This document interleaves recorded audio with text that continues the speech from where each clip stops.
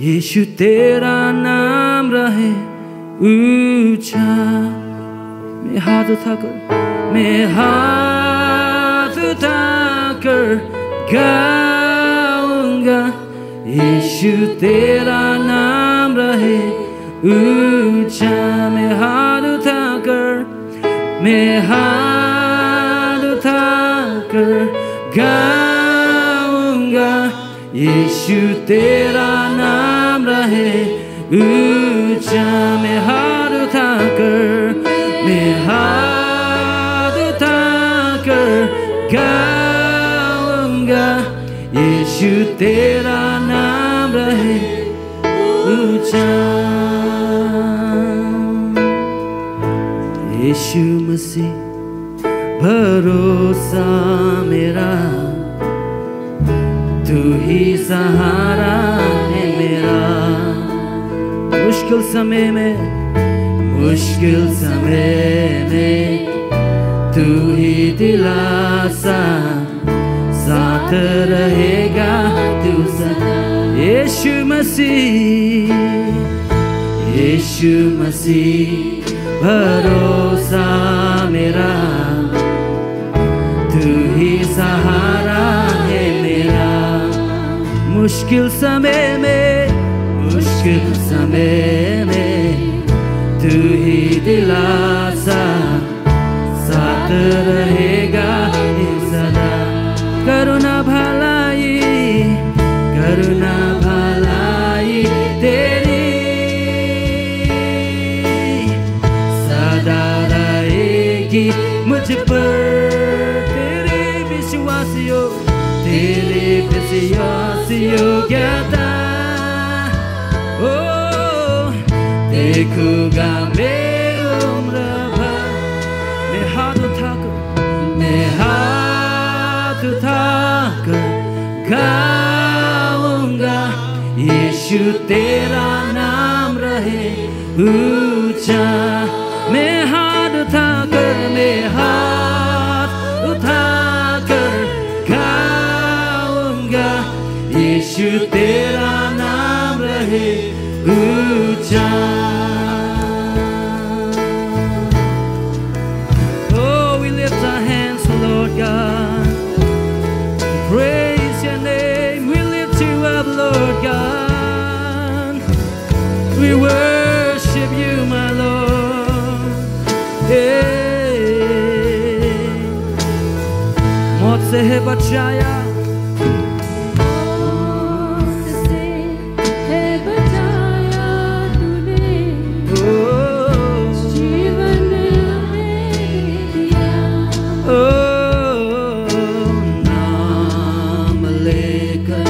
पुकारा मुझे, महिमा से मुझको भर दिया।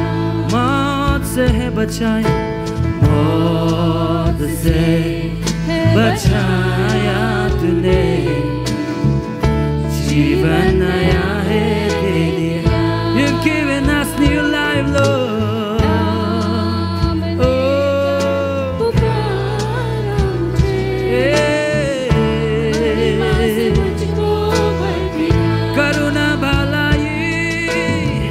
करुणा भलाई तेरी सदा रहेगी मुझ पर। तेरी विश्वास योग्यता, ओ देखूंगा मैं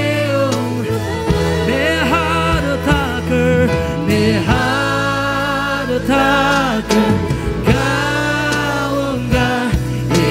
तेरा नाम रहे ऊंचा ऊंचा ऊंचा।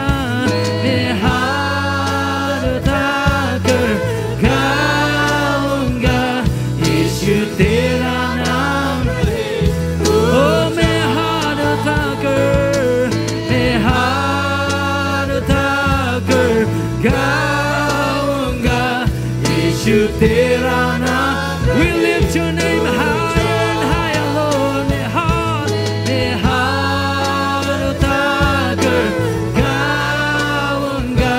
यीशु तेरा नाम रहे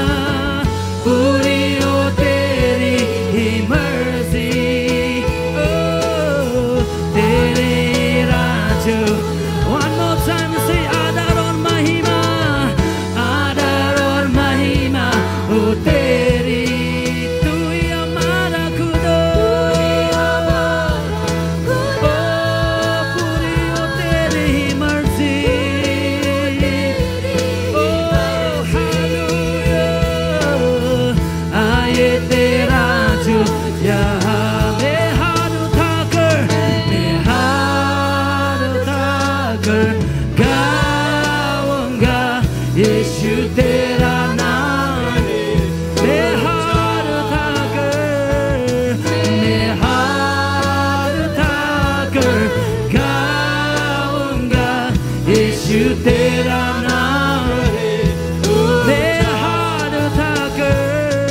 मैं हाथ उठाकर गाऊंगा यीशु तेरा नाम रहे मैं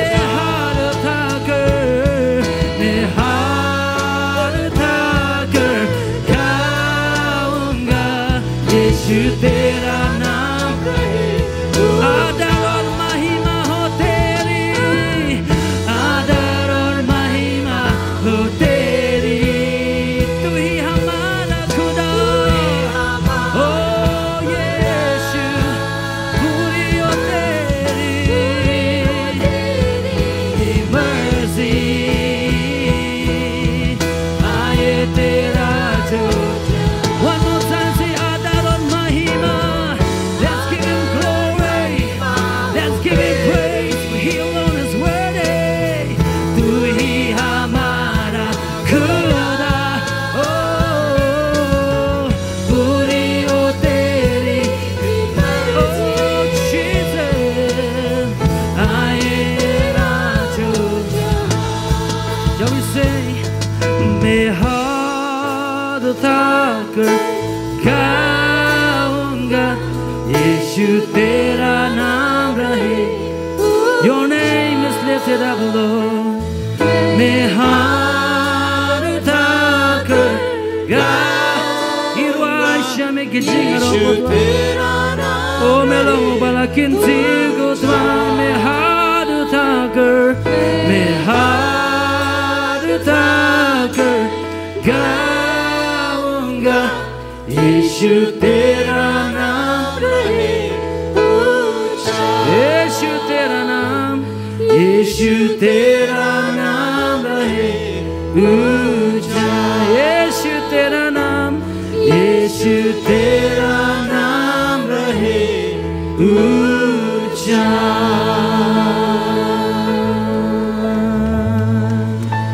Hallelujah. Let's give the Lord a big hand of praise.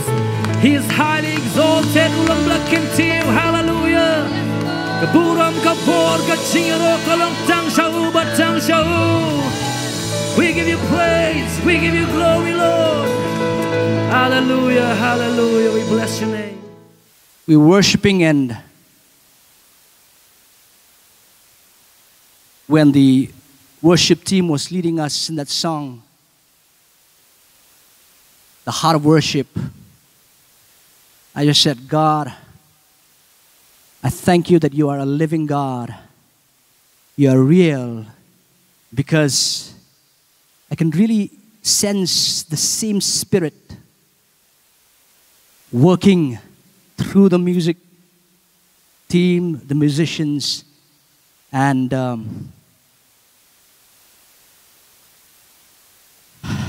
in the message that the Lord has put in my heart. Hallelujah.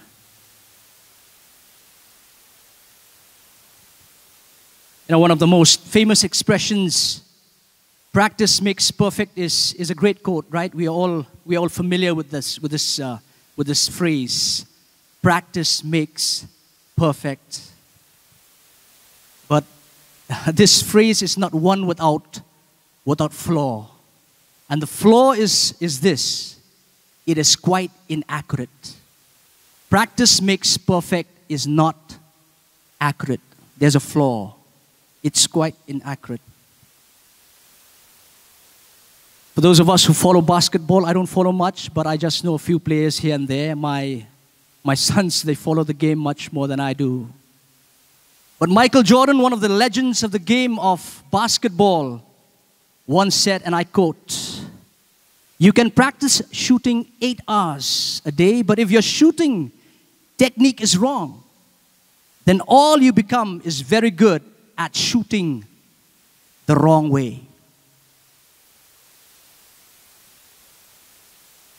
You can practice shooting 8 hours a day, but if your shooting technique is wrong, then all you become is very good at shooting the wrong way.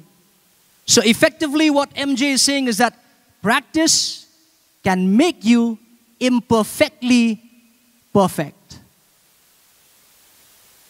I'm going very slow. Try to catch it.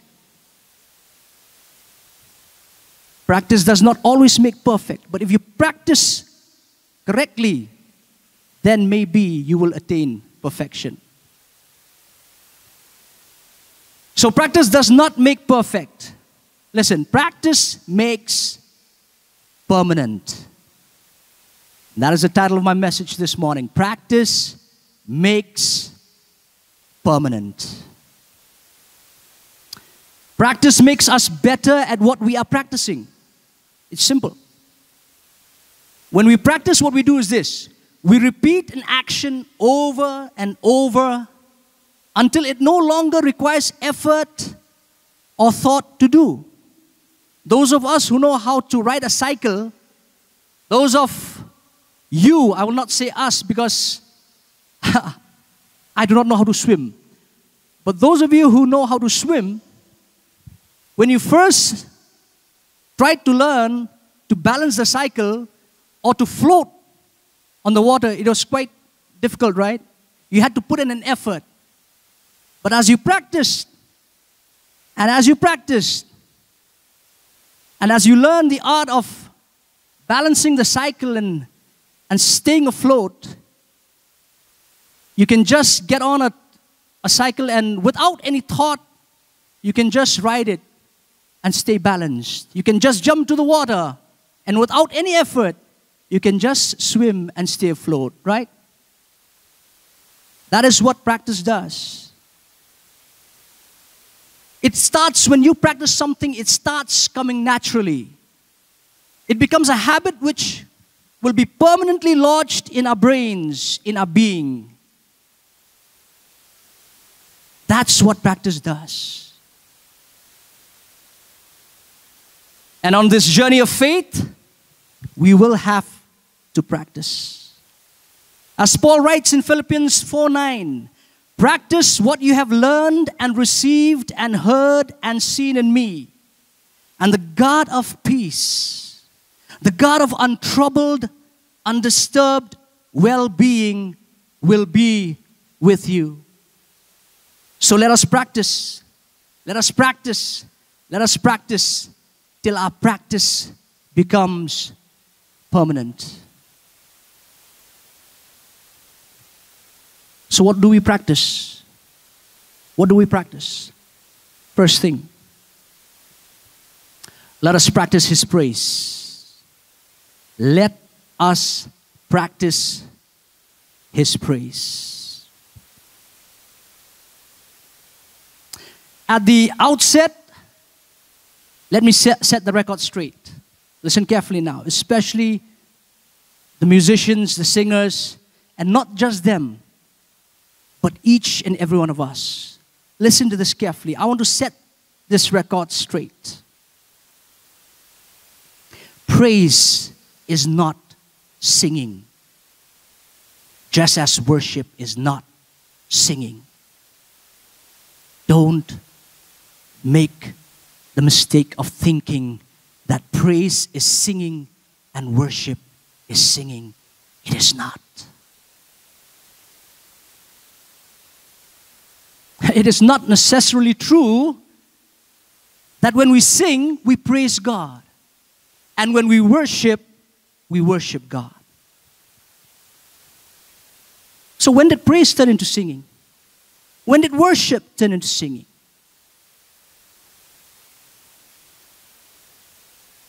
I've said it many times. And I'll say it once again. This changed my life. When God taught me this, it changed my outlook and my understanding of what praise and worship is.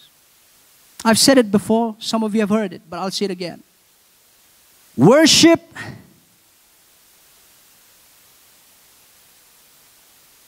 is not an event. Worship is not a program.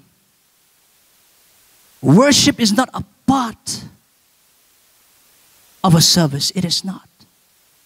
Worship is a journey to a bigger, to a better, to a bolder revelation of who God is. That is what worship is. It is a journey. If you turn with me to Genesis 22, verse 5. Genesis 22, verse 5. This verse records the very first time the word worship is mentioned in the Bible. Genesis chapter 22, verse 5. And Abraham said to his young men, "Stay here with the donkey. The Lord and I will go yonder and worship, and we will come back to you." God asks Abraham, to sacrifice his son Isaac. And Abraham obeys. He goes along with the servants, but before reaching the place of worship, these are the words that Abraham says. And when you read this, you'll find there is no mention of songs. There are no vocals. No sopranos, no altos, no tenors, no bass. There are no vocals. There is no music. There is no melody. There are no harmonies. There are no strings. There are no guitars. There are no drums. There are no mixers. There are no amplifiers. There are no monitors. Just obedience, faith, sacrifice, and ultimately the laying down of blue marbles on the altar of God. That is what worship is. And that's why I told you when we sang the song, "I'm coming back to the heart of worship," I said, "Yes, God. Yes, God." It's more than a song. It doesn't matter. We are supposed to sing skillfully, play skillfully to the Lord and for the Lord. But it's not about the songs. It's more than a song. Worship is more than a song. Hebrews chapter 13, verse 15 says, "Through Jesus, therefore, let us at all times, please underscore this word, at all times, constantly. Through Jesus, therefore, let us constantly and at all times offer up to God a sacrifice of praise, which is the fruit of lips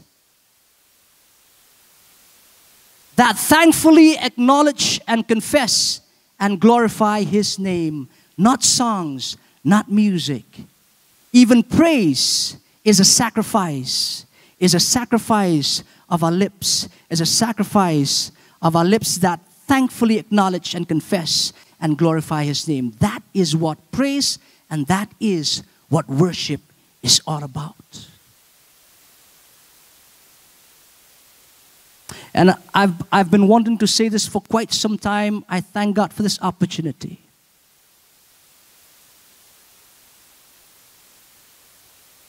I want to turn to my left, the musicians, the singers. Listen, you are called not to lead us in singing. You are not called to be song leaders. You are called to lead us on a journey to meet God at His altar. That is what you are called.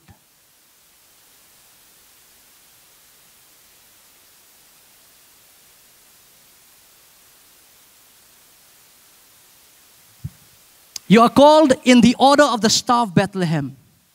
You know, if you read the Gospel according to Matthew, as it records the birth of Jesus, it tells us about the journey of the Magi from the east. We all know this story, right? Right from the time when we were in Sunday school, we have been hearing this story time and time again. But you are called in the order of the star of Bethlehem, which led the Magi. If you read this account, it was the star of Bethlehem that led the wise men. The wise men still depended on the star to lead them to the presence of Jesus. That's what you're called to do. And when you read this account, for a moment, the star just disappeared from the sight of the wise men. It disappeared.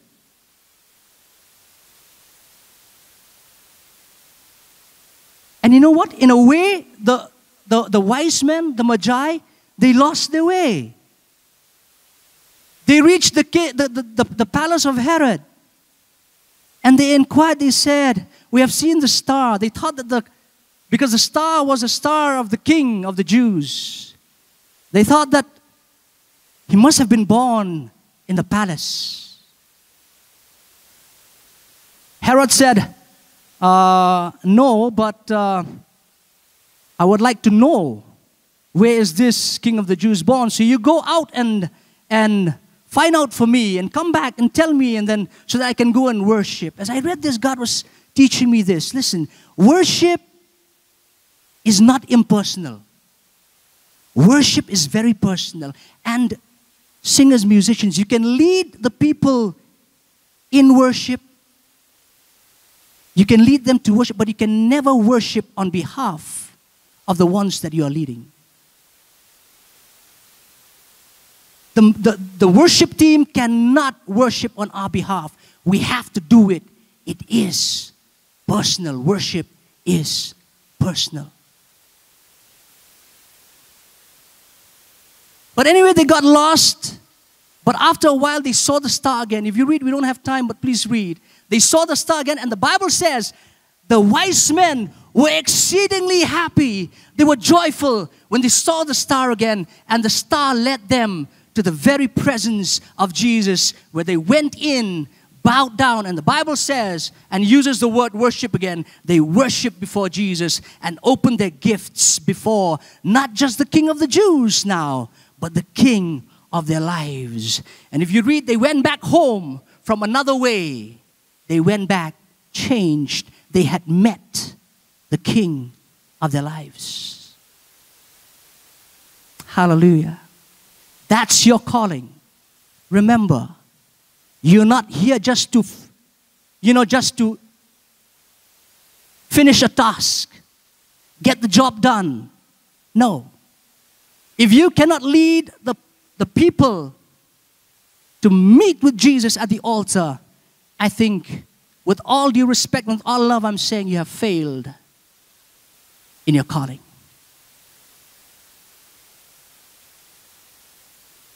Secondly, you are called, and this applies to all ministers of God. So let me paraphrase. I will not say you, I'll say we.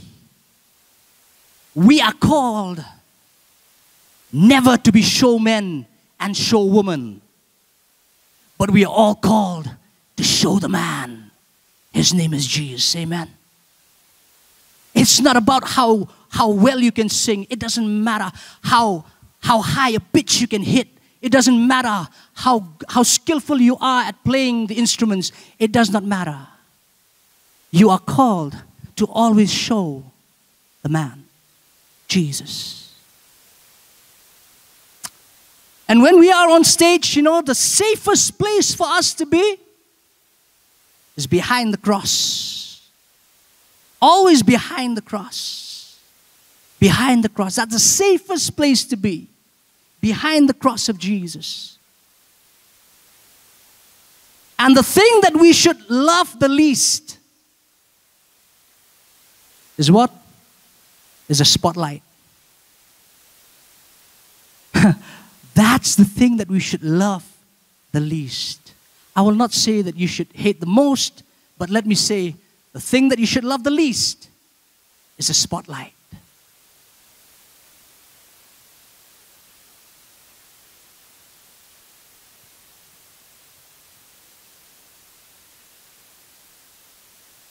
Worship is all about the heart.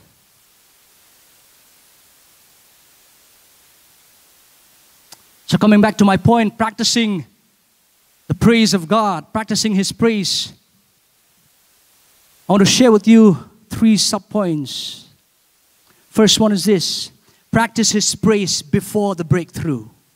Practice His praise before the breakthrough. Psalm 42:5 says, "Why are you cast down, O my soul? And why are you disquieted within me?" Why? Hope in God, for I shall yet praise Him, my help and my God. Praise, practice His praise. We should learn to practice His praise, not after the breakthrough. Everybody does it. Everybody does it. Let us learn to practice His praise before the breakthrough. Hallelujah. Note this down carefully. My praise will change my position. My praise will change my position. My position is dependent on my praise. My praise is not dependent on my position. Get it right. Practice His praise before the breakthrough. We all know of the story of the falling down, the coming down of the wall of Jericho. Joshua 6:16-20. The wall of Jericho came down as the people were shouting, and I believe it was a shout of praise. They did not shout after the wall had come down. They shouted before the wall came down. Practice His praise before the breakthrough. Number 2, practice His praise before the blessing. Psalm 67, let's quickly turn to Psalm 67.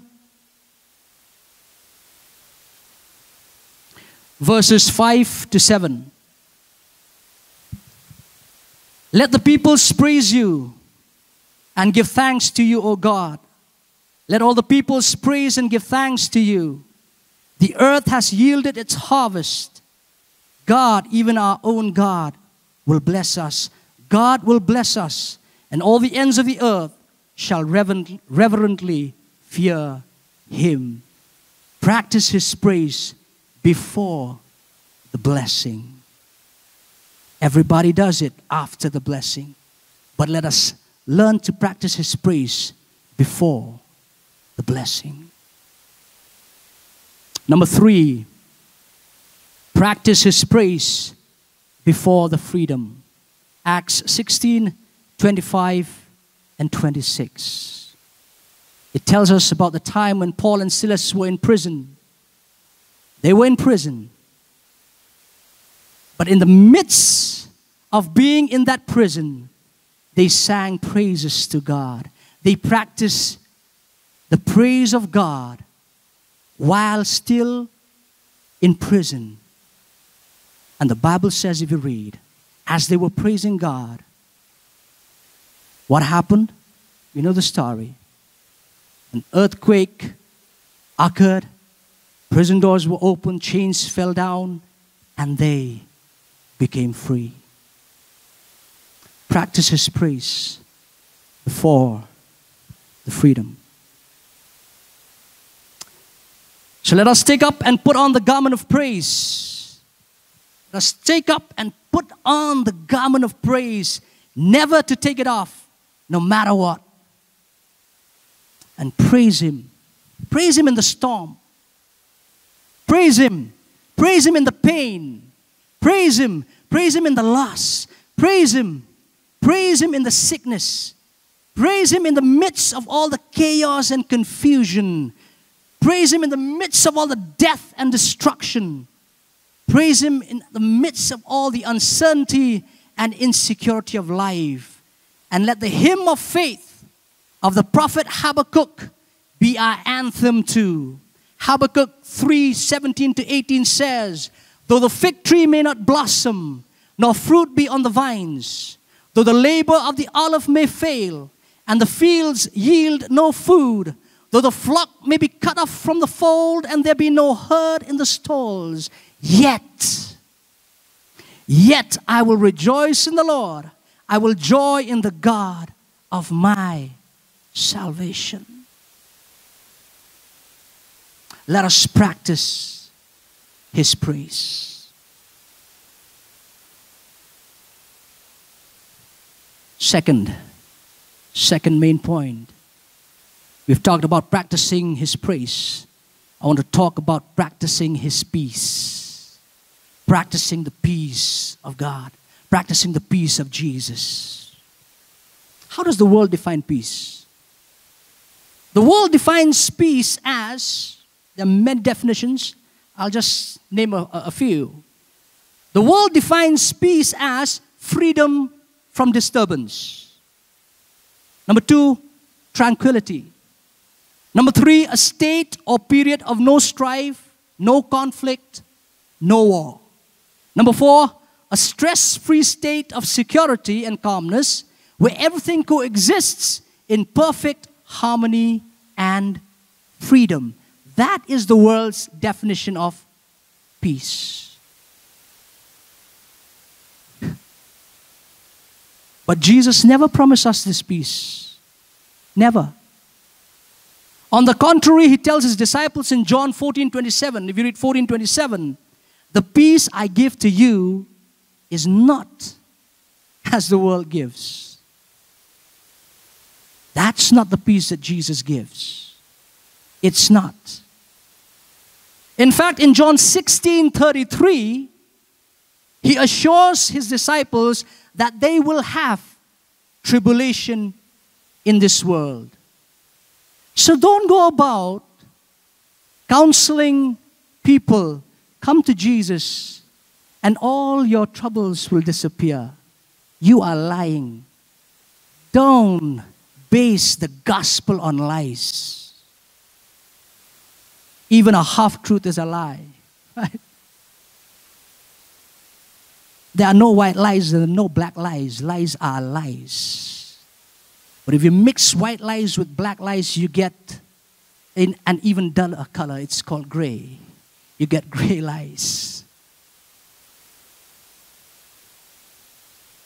Jesus never promised the peace that the world understands.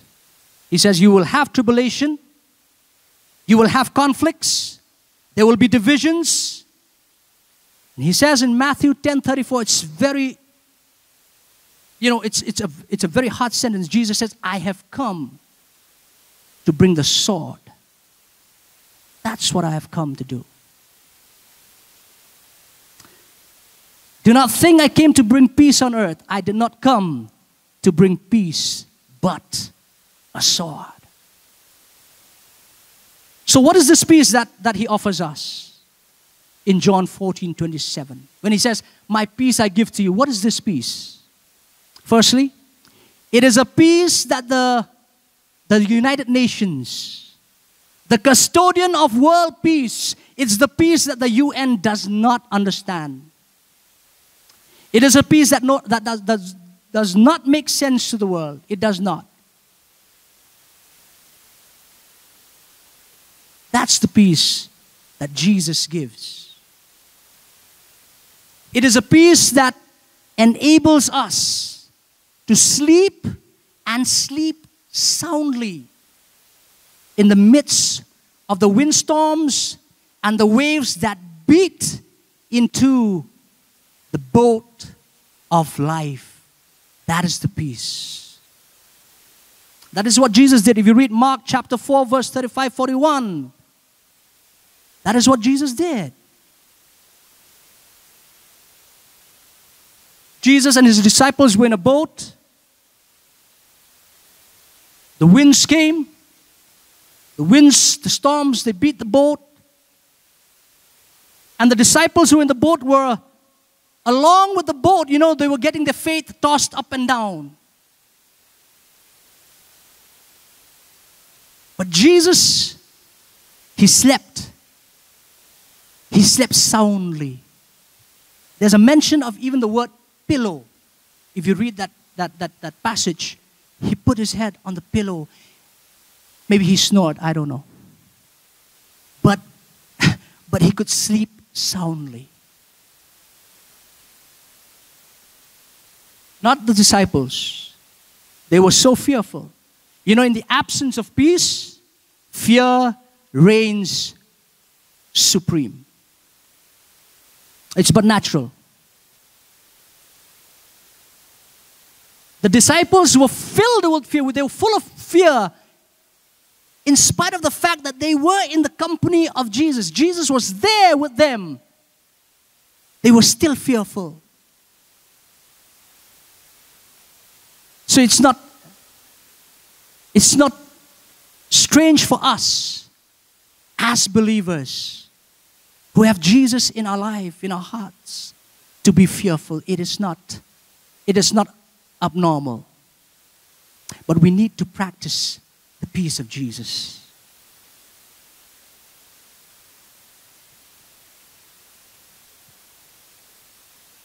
You know what is the opposite of peace? Anybody? Opposite of peace? Opposite of peace, I read the Bible.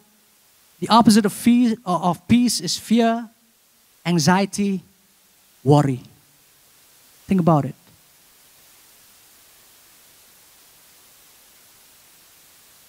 Anxiety is there because there's no peace. Worry is there because there's no peace. I mean the peace of God. I'm talking about the peace of God, not the peace that the world knows and the world gives. But when we practice the peace of Jesus in our life, the peace of God, we will be anxious for nothing. Philippians 4, 6, 7. It's now one of my favorite verses. Philippians 4, verses 6 and 7. Be anxious for nothing, but in everything, with prayer and supplication and giving thanks, make your requests known to God. And the peace of God will guard your hearts and your minds. How do you practice the peace of God? Don't be anxious. Don't worry. All you need to do is this. Go to God in prayer. Just talk to Him. Just go to God in prayer. Talk to Him. Give thanks. Make your requests known. And then fear will not be able to get hold of you, because you know why? Because the peace of God will guard your hearts and your minds. We don't have time. I don't have time to go into the depths of the heart and the mind of man. We don't know. We don't have time, I'm sorry. Not that we don't. We don't have time. But when the peace of God guards our hearts and our minds, fear will not be able to even touch us. Let us practice the peace of God. Finally, number 3, practicing His presence.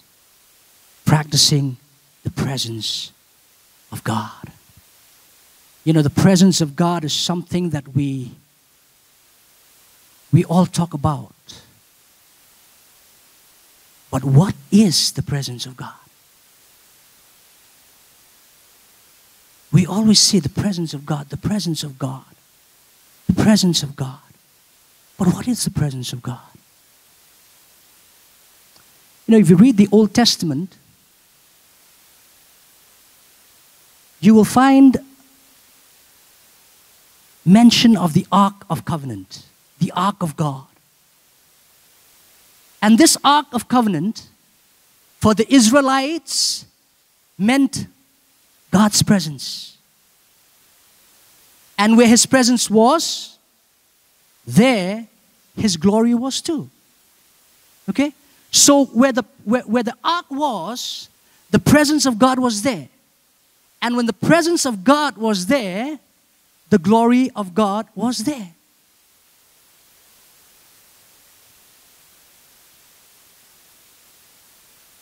But if you read 1 Samuel chapter 4, verses 19 to 22, let me just tell you.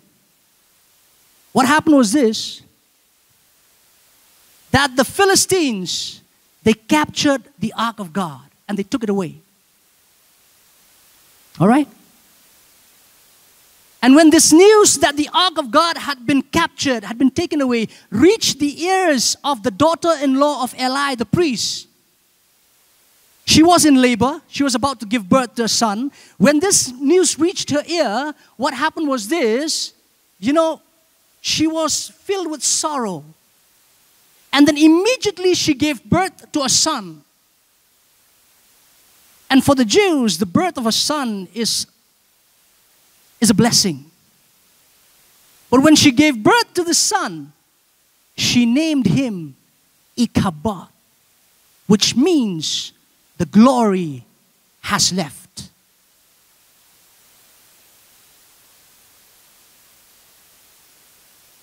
With the Ark of Covenant, with the Ark of God, the glory went along with it. There was no more glory. I was preparing this message. God said, if you want to see His glory, you will have to safeguard His presence. It is as simple as that. If you want to see, if I want to see, if you want to see, if we want to see the glory, we will have to safeguard His presence.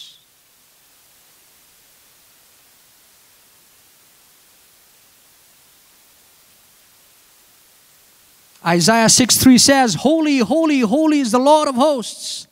The whole earth is full of His glory. The whole earth is full of His glory. So if the whole earth is full of His glory, we can also say that the whole earth is full of His presence. The whole earth is full of His glory.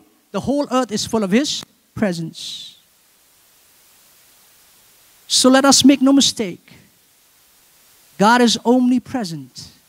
We are always, everywhere, anywhere, every time, all the time in His presence. We are all the time in His presence. But do we acknowledge His presence? Do we honor His presence? Do we revere His presence? You may not see He is here in our midst. Do we acknowledge? Do we honor? Do we revere His presence? And you want an answer from me? No.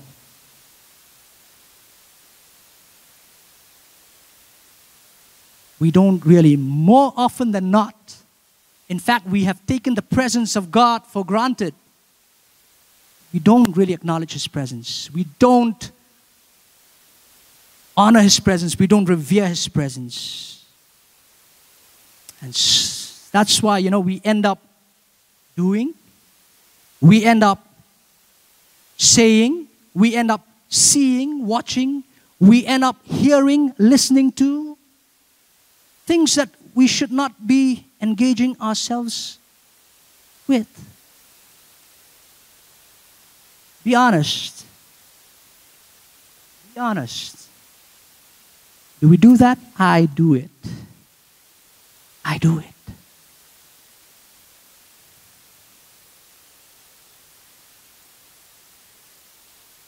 I already hear a big statement is coming. Yes, we do it.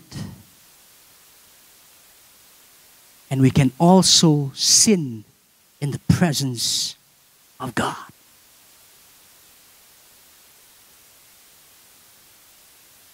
can sin in the presence of God. Because you know why? We are not living in the consciousness of God. I was in meditation. I had not been given, Pastor Danny had not called me up to speak this morning. But as I was meditating on the presence of God. And I said, God, what is this presence? I don't know. We know, but we don't know. I know, but I don't know really what it is. And God just said, listen, it's simple. My presence is the consciousness of me. So practicing His presence means practicing the consciousness of God. You are conscious of His presence. You are conscious of His presence. That is practicing His consciousness. And I said we can sin in His presence. I'll mention a few examples. Adam and Eve, or better said, Eve and Adam. Because Eve sinned before Adam, right? Eve and Adam disobeyed God in the very presence of God in God's own backyard. Think about it. In God's own garden. And I always say the Garden of Eden is a garden of God and it's the garden of grace. Maybe another time we will talk about gardens in the Bible. But the Garden of Eden, the garden of God, is the garden of grace. In the garden of God and the garden of grace, in the presence of God, Eve and Adam sinned. David, who in Psalm 139 verse 7 said, we all know this, where can I go from your spirit? Where can I flee from your presence? Commits the sin of adultery with Bathsheba. Commits the sin of murder of Uriah in the very presence of God.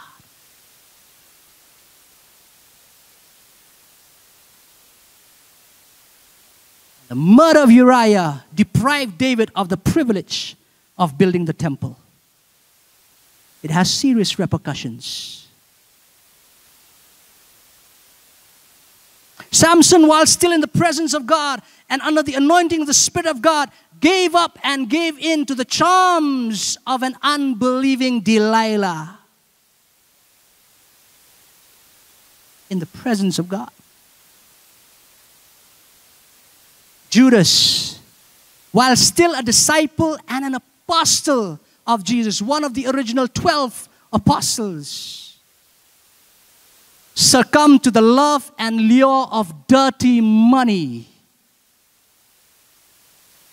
and betrayed Jesus in the very presence of God.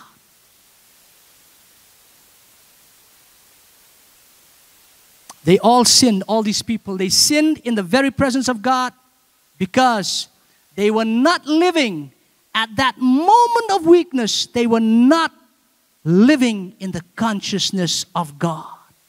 We have to be very careful and alert. The Bible says we have to be very, very alert. The devil, like a roaring lion, walks to and fro, looking for prey. Don't pride yourself in your strengths. You are vulnerable. We need to practice His presence. Music team, just get ready. We will sing that song again when the music fades. So you can just come up. I'll wind up. God is not only here in this place. He is there on the streets. He is there in our homes. He is there in our bedrooms. He is there in our most secret places.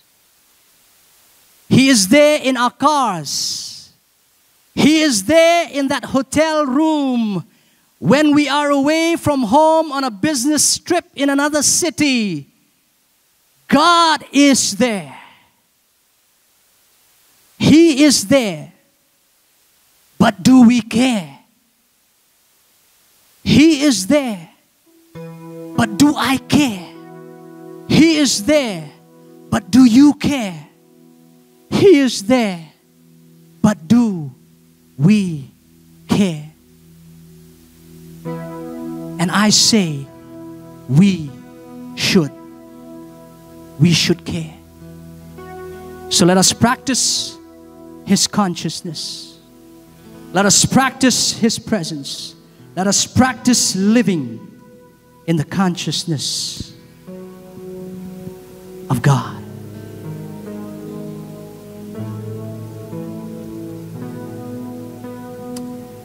Let us stand.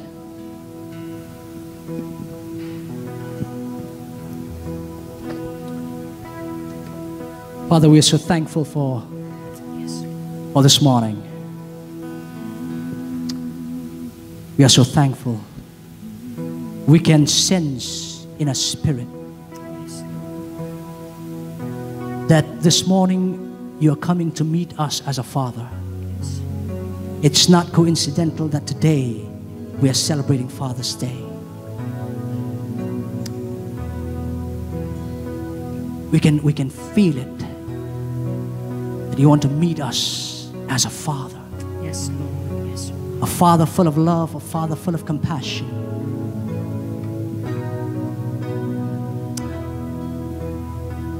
So here we come, Lord. Thank you for calling us your sons and your daughters. Thank you, Lord. Thank you. Here we come, Lord. Here we come. We come. We come in worship. We come to the heart of worship. Here we are, Lord, just as we are. When the music fades and all is stripped away, and I simply come,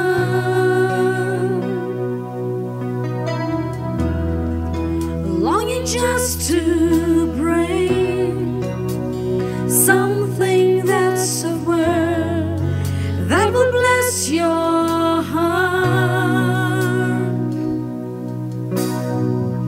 I'll bring you more than a song, for a song in itself is not what you have required.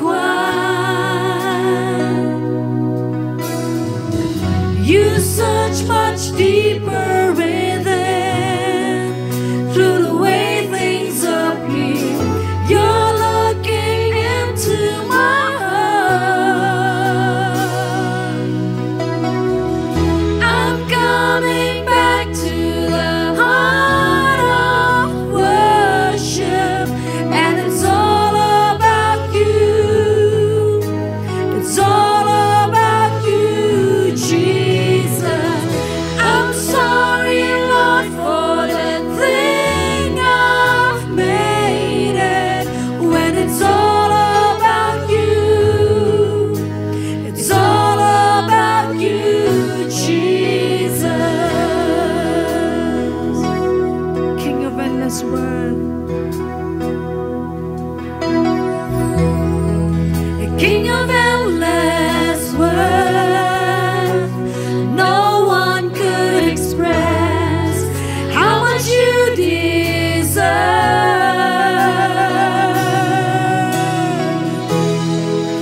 All we can pour,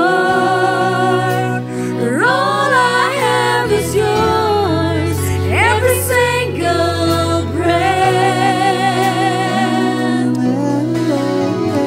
I'll bring you more than a song, for a song in itself is not what you have required. You search much deeper within, through the way things appear. You're looking into my heart. I'm coming back to the heart of worship, and it's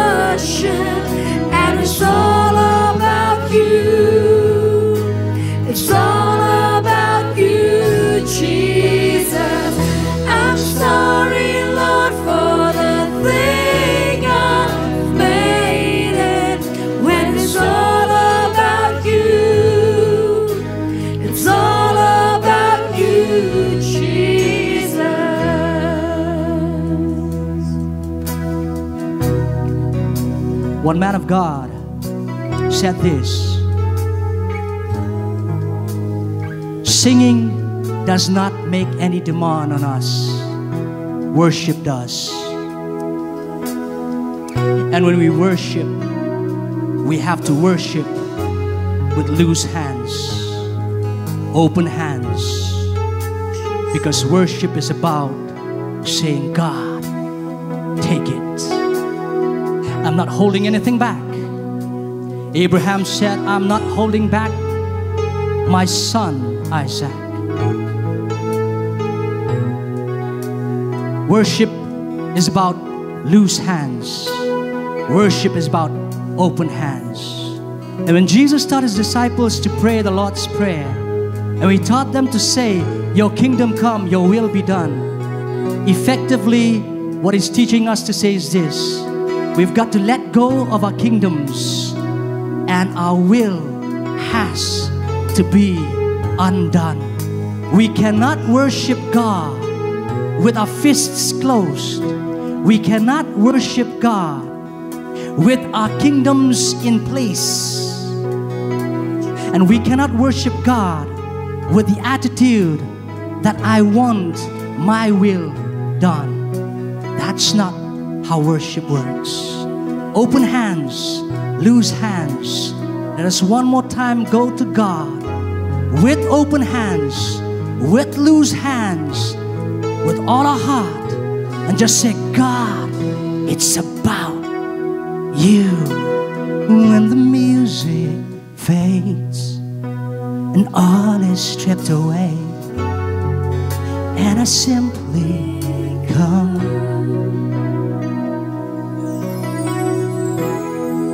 longing just to bring something that's a word that will bless your heart and your heart alone. I'll bring you more than a song.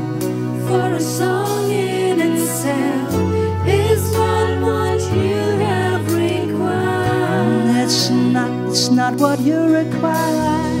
You search much deeper within. Through the way things appear. You're looking into my heart.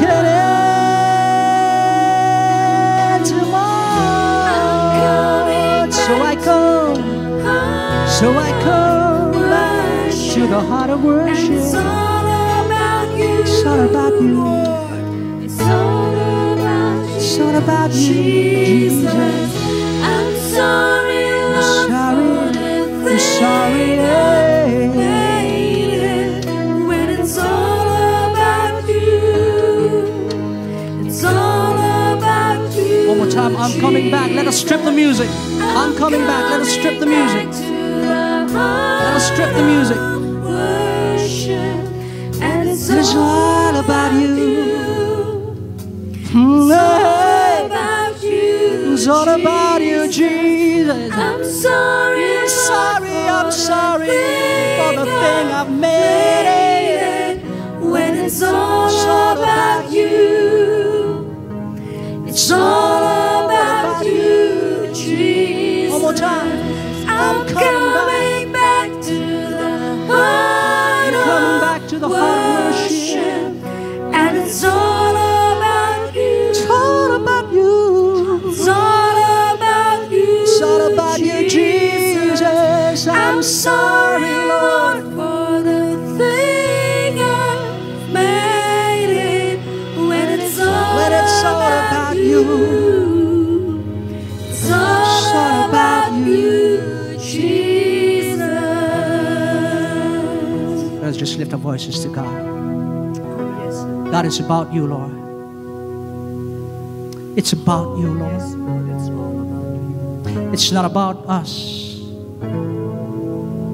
It's not about us, Lord. It's not about us.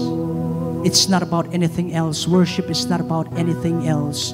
It's about you, Lord. It's about you, Lord. It's about you, Lord.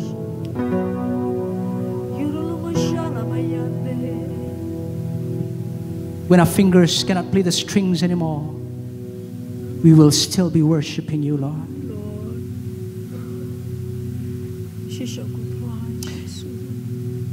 When we become too old for our voice to be heard, we will still worship you, Lord.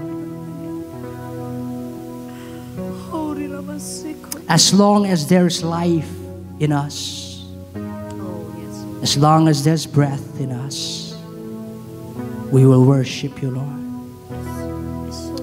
We will worship with loose hands, with open hands, all the time, every time.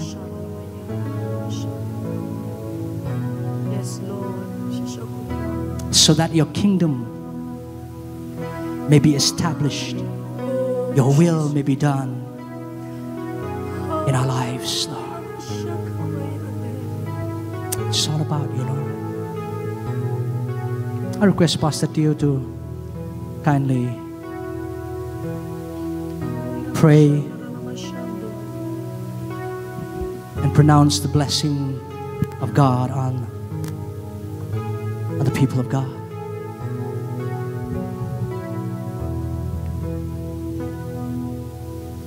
And thank you so much, Brother Elvin, for bringing God's word this morning to us, and a word that helps us to introspect ourselves. While I was sitting there listening, I was introspecting myself, searching myself, and one thing I realized that many times, we think that it is about us. But then, as you speak, it is not about us, but it is about God, about Him. We are not here to project ourselves, but we are to project Christ in our lives. Let us always be conscious of the presence of God. Let us practice His presence. Father, we thank you for your word, oh God, that you spoke to us this morning. And Father, we come to you just as we are, oh God.